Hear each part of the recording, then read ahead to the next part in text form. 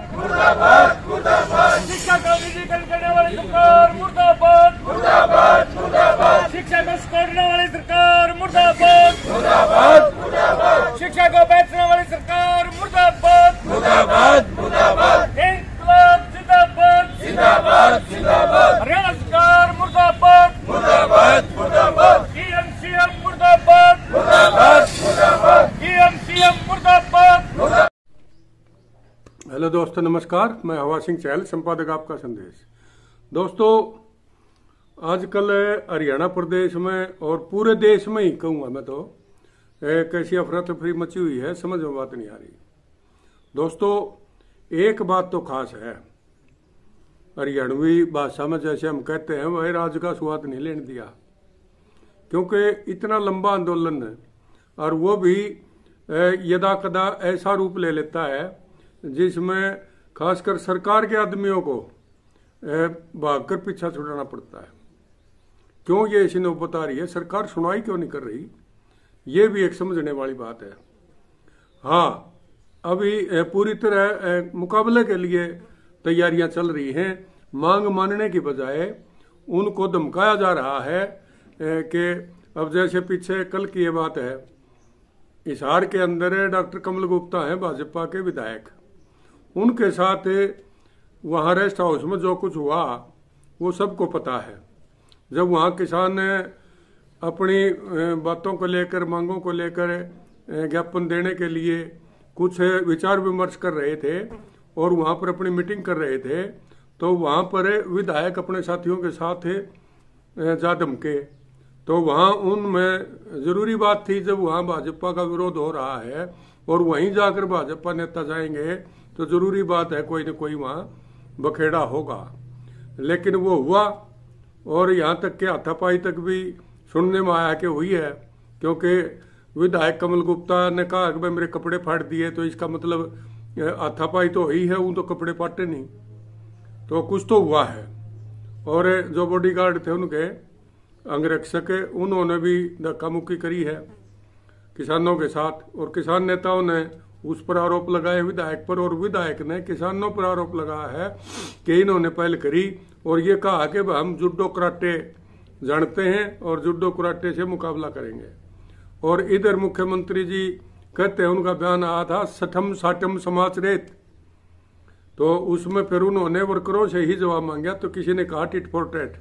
हालांकि वो वीडियो में सुनाई नहीं दिया, लेकिन मुझे अंदाजा है कि टिट फॉर टैट कहा होगा, क्योंकि अंग्रेजी में तो यही बनता है। तो फिर उन्होंने कहा जैसे को तैसा कि भाई हाँ अब ये करो, और हल्का में 200 400 500 1000 लठैत इकट्ठे करो और उनका मुकाबला करो। यानी कि सरकार खुद चाहती है कि लठम लठा हो, ये नहीं चाहती वह समाधान की तरफ बढ़ा जाए, शांति बनाए रखे, ऐसी कोई बात नहीं आ रही। सरकार के जितने भी लोग हैं, हालांकि जो बबली विधायक है टोहाना से, उन्होंने आंदोलन की शुरुआत में बता दिया था कि ये आंदोलन इतना कमजोर नहीं है और ये ऐसे हालात हो जाएंगे कि हमें घुसने नहीं देंगे लोग, तो इस पर विचार करो और इन मांगों को मानो। लेकिन नहीं सुनाई करी किसी ने भी, क्योंकि किसी में दम तो है नहीं बात वहां तक पहुंचा दे, और मोदी मानने वाला है नहीं। सबको पता है कि ये मामला काट क्या हुआ है। केवल और केवल मोदी और उद्योगपति और बड़े पूंजीपति, बड़ी बड़ी कंपनियां, इनका जो एक सिस्टम बनाया हुआ है और इन्होंने जो देश को जिस ढंग से चलाना है उस ढंग से ही चलना पड़ेगा। बाकी उन्हें तो चमची मारनी है, अब वो चमची नहीं मारेंगे तो कुर्सी गई। तो सीधी सी बात है कि वो अपनी बात वहां नहीं पहुंचा सकते। अपनी कुर्सी सुरक्षित करने के लिए उनको मान बढ़ाई करनी पड़ती है, इसको कानून को भी सही बताना पड़ता है। जबकि वो ये भूल जाते हैं कि आपसे ज्यादा पढ़े लिखे किसान हैं, उनके पास तो बहुत बड़ी बड़ी डिग्री है, बड़े बड़े वैज्ञानिक भी हैं, उनके अंदर साइंसदान तक आ घुसे हैं। किसान आंदोलनियों थोड़ा ही कोई अनपढ़ ये लंडी धोती वाले नहीं रह रहे। अब तो कोट पैंट वाले किसान हैं, तो पढ़े लिखे हैं और बड़े तरीके से खेती करने वाले लोग हैं, ये समझते भी हैं कानून कैसा है, क्या बात है। इनको बरगला नहीं जा सकता। और ये आपने देख भी लिया, 10 महीने से ज्यादा जिस आंदोलन को हो जाए और सारे सीजन बीत चुके हों और फिर भी वो पीछे हटने को तैयार नहीं है, तो कम से कम सरकार को इतना तो समझ लेना चाहिए कि ये आंदोलन कोई आसान काम तो है नहीं। हम चारों तरफ देख रहे हैं। कल मैं हिसार में था, हिसार में मैंने देखा लगातार धरने हो रहे हैं। वहाँ कहीं अध्यापकों का धरना चल रहा है, कहीं किसानों का धरना चल रहा है, और एक नया वो इसमें जिंदल इंडस्ट्री के अंदर भी कुछ लोगों ने अपनी मांग रखने के लिए वहाँ धरना लगाया हुआ है। हालांकि उन्हें ओम प्रकाश जिंदल जो हमारे स्वर्गीय नेता रहे हैं, मंत्री रहे हैं हरियाणा के, उनकी तो तारीफ करी है, लेकिन कहा भाई वो हालात अब नहीं रहे। उन्होंने भी अपनी मांग उठाई है, धरने पर चल रहा है वो काम। तो कल हमने वहाँ बातें पूछी और अध्यापकों ने सरकार पर बड़े गंभीर आरोप लगाए कि ये बिल्कुल ही शिक्षा नीति को बर्बाद करने पर सरकार तुली हुई है। ऐसा देश के जिसे निर्माता कहा जाता है अध्यापक को, उन्होंने आरोप लगाए हैं। और इसी तरह अब ये जो किसानों की बात है, 1200 रुपये में बाजरा बिक रहा है, 1800 रुपये सरकार कह रही है, बस 600 हम देंगे, 1800 हो गया। रेट सरकार ने रख दिया 2250 का। तो एमएसपी की गारंटी जो लोग कहते हैं ना, एमएसपी गारंटी है, एमएसपी से कम नहीं बिकेगा, उन लोगों को मैं बताना चाहता हूं कि 1200 रुपये में बाजरा बिक रहा है, 600 सरकार दे रही है, फिर भी 1800 हुआ, 450 का फिर भी घाटा हो गया, और इसकी गारंटी कोई नहीं है। और ये तो तब है जब किसान आंदोलन चरम पर चल रहा है। लेकिन ये आंदोलन खत्म हो जाएगा, लोग अपने अपने घरों में अगर बैठ गए, तो फिर मैं कहता हूँ ये भावांतर भरपाई योजना जो चली है, धीरे धीरे ये भी टाइम टाइम फीस हो जाएगी। जैसे 2250 रुपये सरकार ने ही तो रेट रखा था, न्यूनतम समर्थन मूल्य 2250 रुपये बाजरे का रख दिया, लेकिन खरीदो तो। अब वो फिर पूंजीपतियों के हवाले कर दिया, व्यापारियों के हवाले कर दिया। व्यापारी क्यों खरीदेंगे? मुनाफा कमाने के लिए। मुनाफा कमाएंगे तो सस्ता लेना पड़ेगा, महंगा बेचना पड़ेगा, यही तो है मुनाफा। अब सरकार कह रही है भाई ये हम इसकी भरपाई कर देंगे, 600 रुपये क्विंटल हम दे देंगे, बाकी आप बेच लो। और जब जिस चीज के महंगे रेट हो जाएंगे, फिर सरकार दूसरी तरफ कह देगी भाई हमने भी कुछ दो, तो हमने महंगा बेच दिया। ये कोई संतुलन थोड़ा ही बन गया, ये तो मार्केट के ऊपर है। भाव फिक्स जब होते हैं जब सरकार खरीदे, और उसी को मतलब वो माना जाता है कि भाई ये भाव ये है, एमएसपी गारंटी किसान इसीलिए मांग रहे हैं। और अगली बात आएगी राजनीति की। देश के अंदर राजनीतिक उथल पुथल बड़े लंबे दौर से चलती आ रही है, लेकिन उसका रिजल्ट नहीं निकल रहा क्योंकि विपक्ष कमजोर था।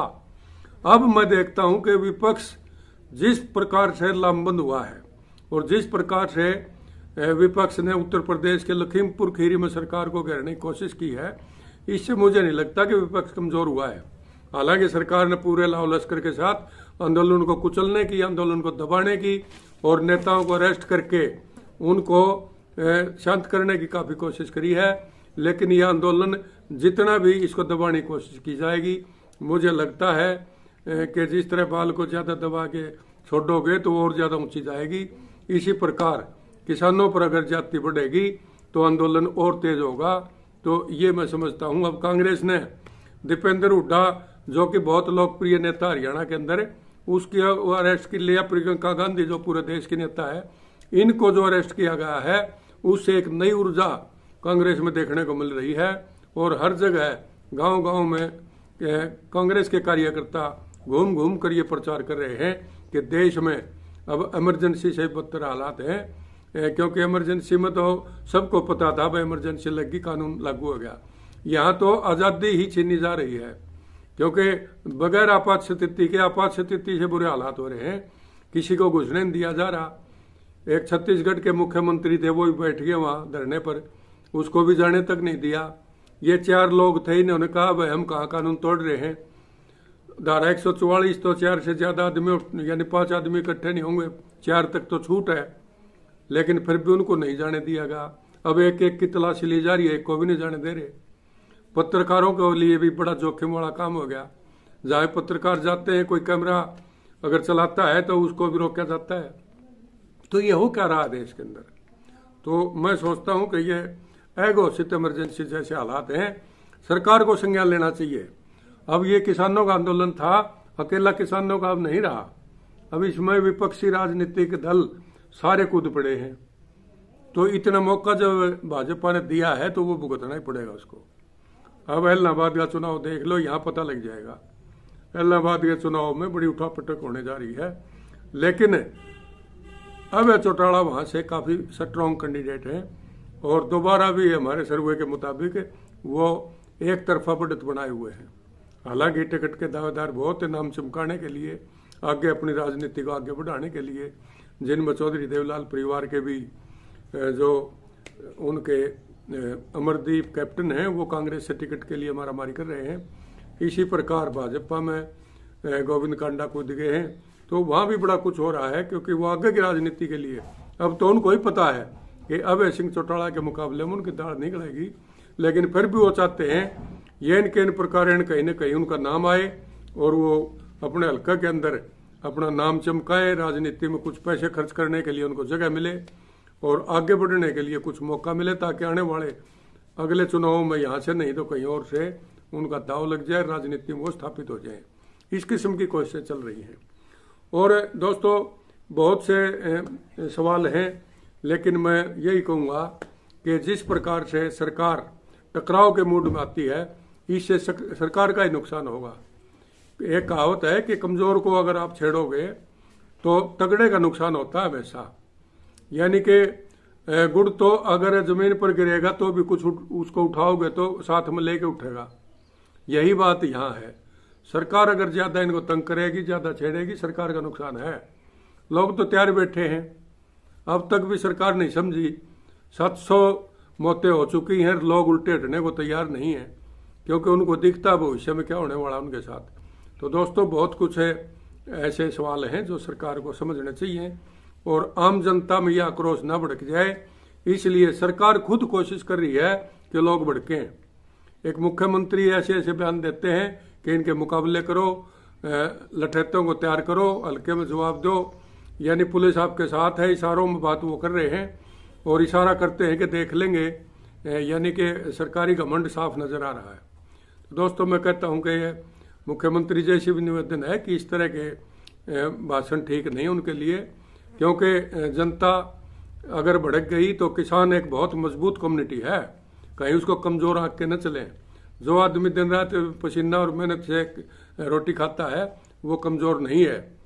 हाँ, जो आलीशान महलों में रहते हैं और उनको मरवाने की मेरे ख्याल ये कुछ चेष्टा हो सकती है, या कुछ और ज्यादा कमजोर तबका है जो सरकार के द्वारा बरगला जाएगा और वो किसानों से टकरा के और उनको मरने मजबूर कर दिया जाएगा और वहां फिर उसका राजनीतिक लाभ लेने के लिए औच्छत कंडे में कहूंगा इसको, इस तरह की अगर चालें चली जाएंगी तो मैं समझता हूँ ये खतरनाक चाल है। और मुख्यमंत्री को समझ लेना चाहिए कि जो लोग 10 महीने से ज्यादा समय से भी अगर आपकी बात को नहीं मान रहे तो कोई खास बात है। कमजोर कैसे समझ रहे हो आप? और एक दिन ऐसा आएगा शासन प्रशासन ये मजबूर हो जाएगा कि भाई इनकी बात सुनो, नहीं तो ये सारा तंत्र है ये फेलियर समझा जाएगा, क्योंकि लोग जब उनको जाने ही नहीं कहीं देंगे। अब इलाहाबाद में ही देख लेना कितने भाजपा के नेता वहां घूमेंगे, इसी से पता लग जाएगा कि कितने दिन ये संगीनों के साये में प्रचार करेंगे, कितने दिन ये वर्करों को वहां ले जाके पिटवाएंगे। इससे साफ जाहिर है कि इस तरह की मुकाबले की बात पर जब सरकार आना चाहती है, सरकार के पास तो बहुत बड़े तंत्र होते हैं, क्या जरूरत है उसको लठैत तैयार करने की, क्या जरूरत है उसको गुंडे पाड़ने की, क्या जरूरत है उसको ये बताने की हम कराटे सीख रहे हैं। तो ये चीजें गलत हैं। तो सरकार को थोड़ा संयम से काम लेना चाहिए और लोगों को भी शांति बनाए रखनी चाहिए। किसानों को भी खासकर आंदोलन लंबा वही चलता है जिसमें शांति प्रिय हो और जिसमें मादा हो कुछ जजब करने का। तो दोस्तों कुछ ऐसी बातें भी सामने आ जाती हैं जो अप्रिय होती हैं, उनको दरकिनार करके और सीधा एक टारगेट पर चलना चाहिए और हिंसक गतिविधियों से बचना चाहिए। सरकार जरूर कोशिश में है, क्योंकि जैसा उन्होंने बयान दिया है कि ऐसे करो, तो ये सरकार के काम नहीं होते। ये काम तो प्रशासनिक आधार पर होते हैं। अगर कहीं प्रशासन को ऐसा लगता है कि भाई अब हालात खराब होने वाले हैं तो वो उनका काम है उसको अनुशासन बनाए रखना और प्रशासन को चुस्त दुरुस्त रखना। ये प्रशासनिक अधिकारियों का, एसपी का, आईजी, डीआईजी, उसका काम है ये। और सरकार खुद है करी अपने लठैत तैयार कर लो, तो भाई वो फिर बराबर के मुकदमे दर्ज होंगे, लोग कोर्टों में घूमेंगे, इनको कौन जाने देगा। फिर ये भी सोच लो, कल न चुनाव भी आने हैं, कहीं न कहीं तो जाना पड़ेगा मंत्रियों को भी। और जब इनके साथ अब ये हालात हैं तो जिस दिन ये सिक्योरिटी वाले हट जाएंगे उस दिन क्या होगा, सारी सोच के चलना चाहिए और शांतिपूर्वक काम लेना चाहिए। और किसानों की जो भी जायज मांग है उन पर सहानुभूतिपूर्वक विचार करना चाहिए और बात जरूर करनी चाहिए। आज इतना ही। अगर आपका संदेश चैनल आपने सब्सक्राइब नहीं किया दोस्तों, इसे सब्सक्राइब कर लें। अगर आपको अच्छा लगता है तो इसे लाइक करें दोस्तों, शेयर जरूर कर दिया करो। ये आपका अपना चैनल है, इसको कामयाब करने के लिए आपको भी आगे आना होगा। हम असली बात आपको बताना चाहते हैं, जो भी बात हमें निष्पक्ष नजर आती है, जो भी जनता की आवाज है, जो भी किसानों की, मजदूरों की, मजलूमों की आवाज है, कर्मचारियों की जो आवाज है, वो हम शासन प्रशासन तक पहुंचाने का पूरा प्रयास करते हैं। निर्भीक निष्पक्ष खबरें हम भेजने की पूरी कोशिश आपको करते हैं। तो इसलिए आपका संदेश परिवार से जुड़िए और आपका संदेश चैनल को ज्यादा से ज्यादा सब्सक्राइब करके ज्यादा से ज्यादा इसके भागीदार बनाइए। इन सब बातों के साथ अगले एपिसोड का इंतजार कीजिए। तब तक के लिए नमस्कार। जय हिंद दोस्तों।